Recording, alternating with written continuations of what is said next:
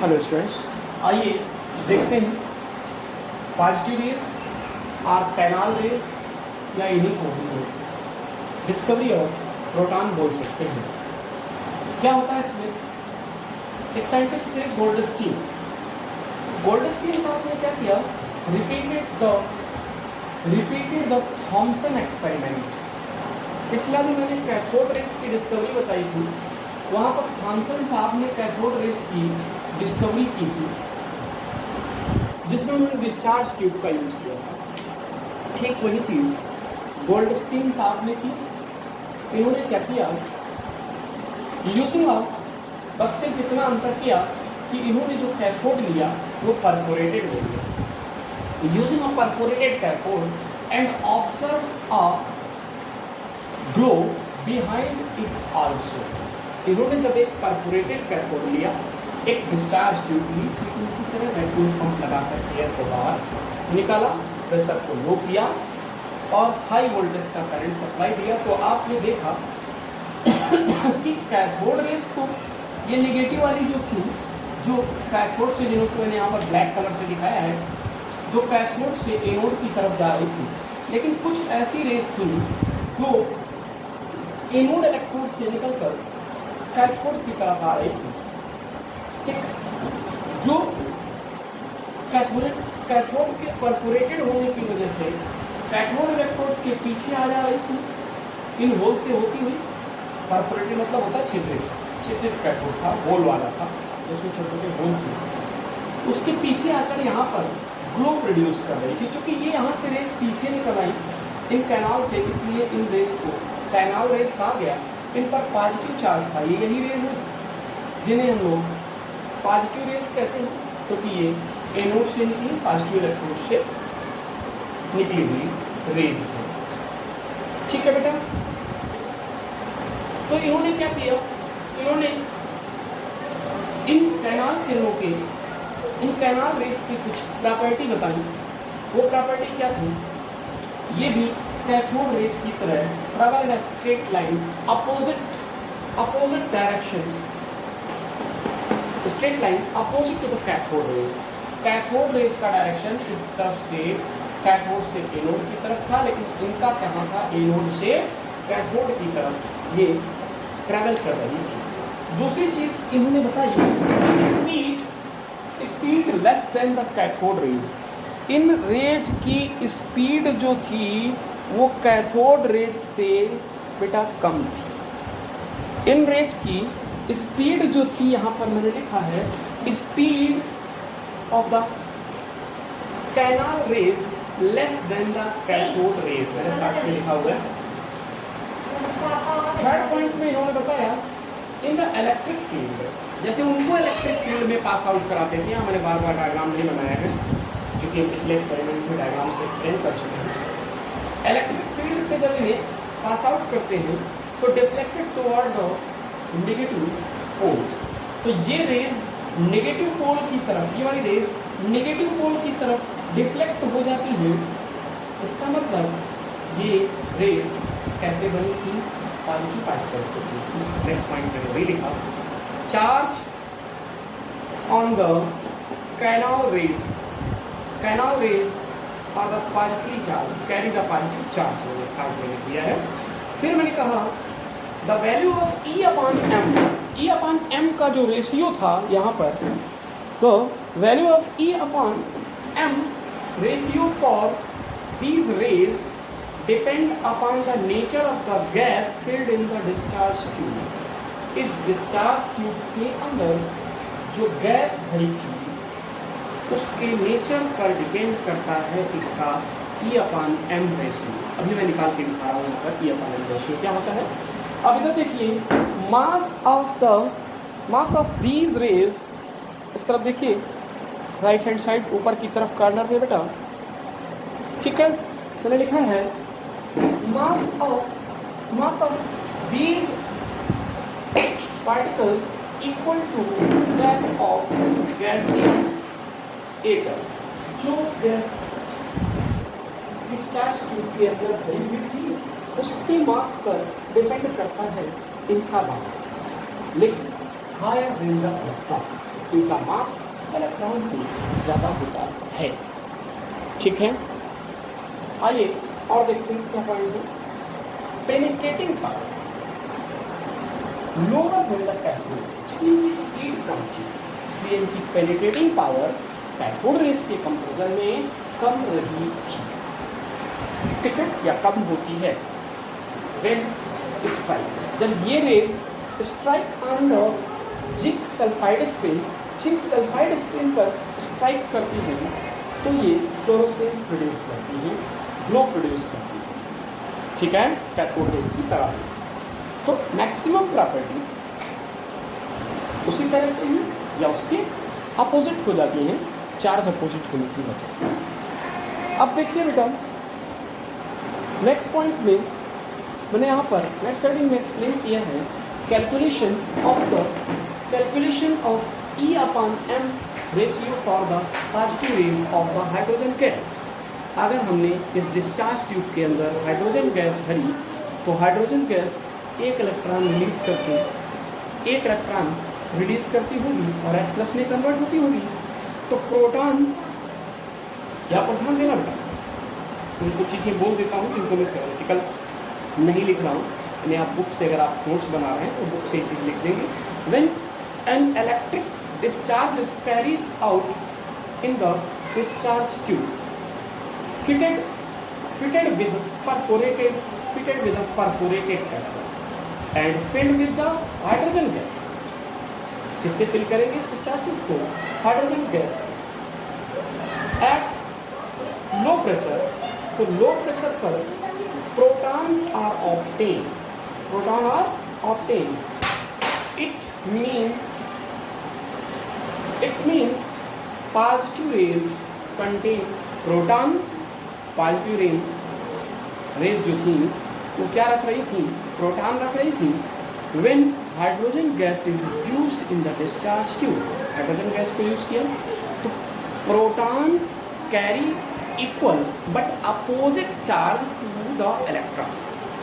Proton electron से opposite charge रखता है लेकिन सेम रखा है, इक्वल रखता है। चार्ज क्या होता है?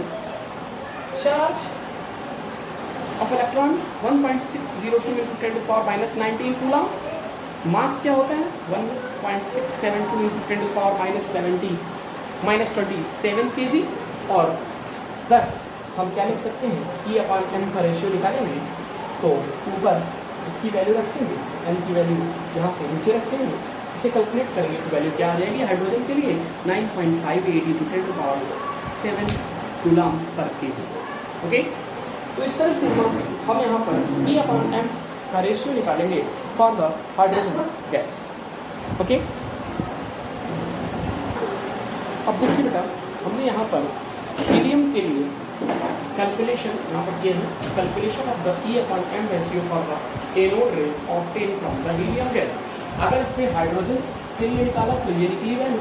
अगर हम यहाँ पर हीलियम भर करके डिस्चार्ज ट्यूब में यही प्रोसेस कराते तो क्या होता कि एक हीलियम एटम 2 इलेक्ट्रॉन रिलीज करता और He2+ में कन्वर्ट बदल जाता। तो E की वैल्यू इलेक्ट्रॉन के लिए क्या चार्ज होता? 1.602 into 10 to the power minus 19 coulomb, क्योंकि 2 इलेक्ट्रॉन से 2 से मल्टीप्लाई कर देंगे। m क्या निकलेगा बेटा? मास इसका कितना होता है हीलियम का? 4 होता है, तो 4 into 1.8 प्रोटॉन का मास रखा। ठीक है, अपान कहाँ आ गए? E/m, and E/m is equal to value रखी हमने, इसको कैलकुलेट किया तो वैल्यू क्या आ गई? 4.79 into 10 to the power minus 7 coulomb per KG. Therefore the value of E/m ratio for the proton, the H+, is 2 times to that of alpha particles। alpha particle मतलब He++ के लिए alpha particle बोलते हैं He++ को। ठीक है ना? तो इस तरह से ये हो जाता है। प्रोटॉन्स की अगर हम कैरेक्टरिस्टिक्स की बात करेंगे तो proton is the positively charge fundamental particles of an atom. पहले ही जान चुके हैं आप चार्ज कितना होता है। ठीक है ना?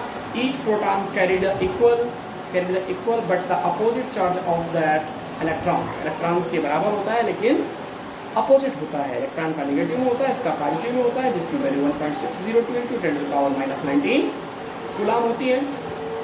मास of the proton approximately equal to that of the hydrogen atom, hydrogen atom की इक्वल होता है, ठीक है ना, जो वैल्यू AMU में होगी तो 1.00757 AMU, ठीक है ना, और अगर kg में होगी तो 1.672 × 10⁻⁻9 -27 kg होगी। आगे देखिए बेटा, discovery of the proton, discovery of the neutrons. देखिए, discovery of the neutron given by Chadwick 1932। किसने दिया? चैडविक ने 1932 में सबसे पहले न्यूट्रॉन की डिस्कवरी की। इन्होंने बताया when the alpha particles bombarded on the light elements like the beryllium and boron। इन्होंने बताया कि जब हम अल्फा पार्टिकल्स की बम्बार्डिंग करवाते हैं बेरिलियम और बोरान जैसे हल्के पार्टिकल्स पर, ठीक है ना, लाइटर पार्टिकल्स पर, दे इमिट्स, तो ये इमिट करते हैं, then they emits the electrically neutral and highly penetrating particles called neutrons. जरा एग्जांपल देखिए।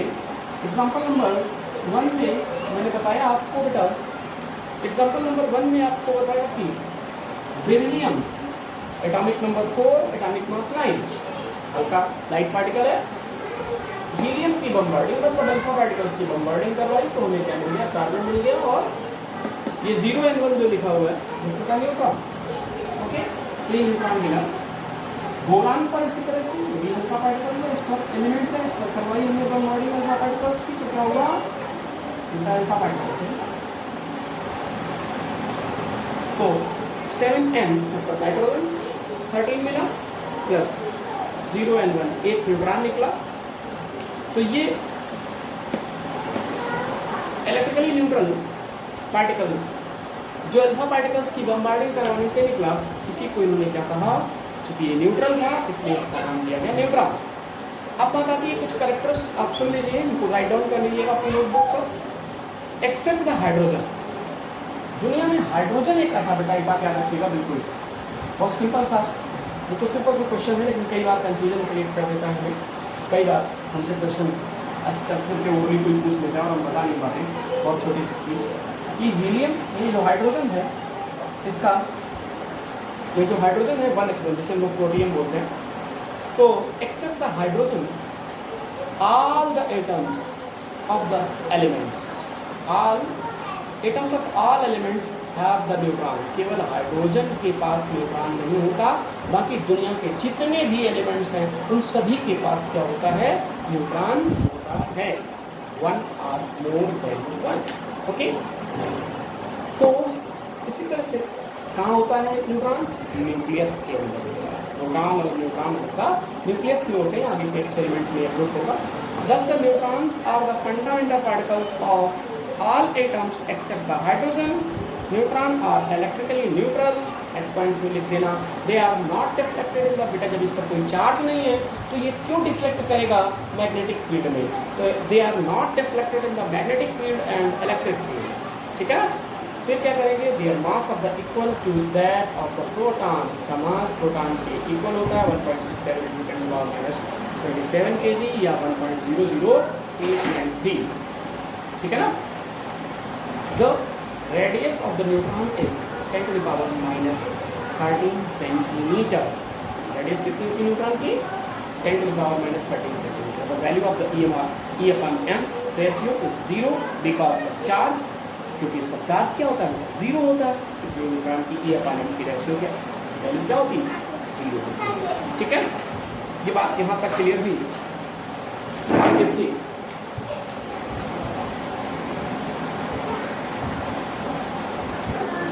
चलिए देखिए बेटा, यहाँ पर मैंने इस टेबल के थ्रू आपको फंडामेंटल पार्टिकल्स जो एटम के होंगे उनकी कुछ इंफॉर्मेशन देनी चाहिए, से आप अपनी फेयर कॉपी डाउन करेंगे और उसके बाद यूज करेंगे। तो फंडामेंटल पार्टिकल्स कौन होता है? इलेक्ट्रॉन, प्रोटॉन और न्यूट्रॉन। हमारे पास 3 फंडामेंटल पार्टिकल्स हैं, उनके बारे में पढ़ चुके हैं। इलेक्ट्रॉन का सिंबल E, प्रोटॉन का सिंबल P और न्यूट्रॉन का सिंबल M। जनरली इनको हम लोग इस सिंबल से रिप्रेजेंट करते हैं, ठीक है। चार्ज की बात करते हैं, तो अगर हम चार्ज को देखें तो चार्ज अगर हम कूलाम में देखते हैं तो इलेक्ट्रॉन पर चार्ज होता है 1.602 × 10⁻19 कूलाम, लेकिन नेगेटिवली चार्ज होता है, ठीक है ना। और प्रोटॉन पर भी सेम चार्ज होता है बट वो पार्शियली चार्ज होता है। रखना है सब, प्रोटॉन और न्यूट्रॉन पर सेम चार्ज होता है लेकिन एक दूसरे के अपोजिट चार्ज होता है। अब न्यूट्रॉन की बात आती है तो न्यूट्रॉन इलेक्ट्रिकली कैसा होता है, न्यूट्रल होता है, कोई चार्ज नहीं होता है। मास AMU में, एटॉमिक मास यूनिट, AMU का मतलब एटॉमिक मास यूनिट में देखते हैं तो 0.00548 AMU, इसका प्रोटॉन के लिए 1.00757 AMU और न्यूट्रॉन के लिए 1.00893 AMU। Okay, mass the gram, अगर मास इन द ग्राम में बात करते हैं बेटा तो 1 ग्राम में देखिए 9.109 × 10⁻28 ग्राम। ओके, प्रोटॉन के लिए 1.672 × 10⁻24 ग्राम और न्यूट्रॉन का मास 1.672 × 10⁻24 ग्राम होता है। बात आती है डिस्कवरी की। जनरली तो मैं बता चुका हूँ आपको, प्रोटॉन की इलेक्ट्रॉन की डिस्कवरी जे थॉमसन ने, प्रोटॉन की डिस्कवरी रदरफोर्ड ने, न्यूट्रॉन की डिस्कवरी किसने की, चैडविक ने अपने एक्सपेरिमेंट के थ्रू की। याद करने का इनको एक तरीका है, डिस्कवरर के नाम याद करने का तरीका है। देखिए डिस्कवरर के नाम कैसे याद करेंगे, एक फंडा याद रखें हिंदी में, ईंट पर नाच, क्या है ईंट पर नाच। तो E फॉर यहाँ इलेक्ट्रॉन से और T फॉर यहाँ पर दीजिए थॉमसन से, ऑसिलेटर मैच कर जाता है तो थॉमसन से है। P फॉर यहाँ प्रोटॉन से है और R फॉर रदरफोर्ड से है। N फॉर यहाँ पर बेटा न्यूट्रॉन से है, न्यूट्रॉन से है और चा से क्या है बेटा, चैडविक साहब का नाम है, ठीक है।